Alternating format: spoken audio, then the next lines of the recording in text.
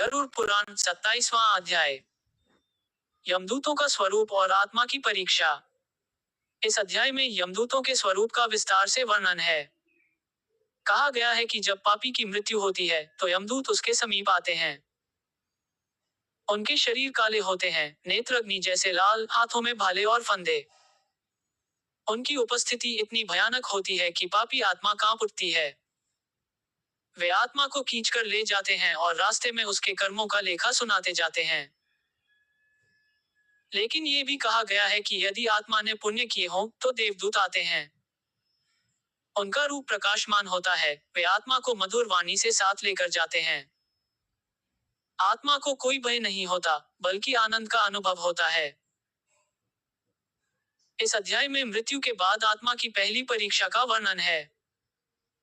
यमदूत आत्मा से उसके जीवन के बारे में प्रश्न करते हैं। यदि आत्मा झूठ बोलती है तो चित्रगुप्त तुरंत उसके कर्मों का लेखा सामने रख देते हैं। इस प्रकार कोई भी पाप छुपाया नहीं जा सकता। ये भी कहा गया है कि यमदूत केवल दंड देने वाले नहीं होते, बल्कि वे आत्मा को उसके कर्मों का बोध कराते हैं। आत्मा अपने किए गए अच्छे बुरे कर्मों को देखकर स्वयं स्वीकार करती है कि वह किस फल की अधिकारी है। इस अध्याय का निष्कर्ष है कि मृत्यु के बाद मनुष्य का असली परिचय उसके कर्म ही देते हैं।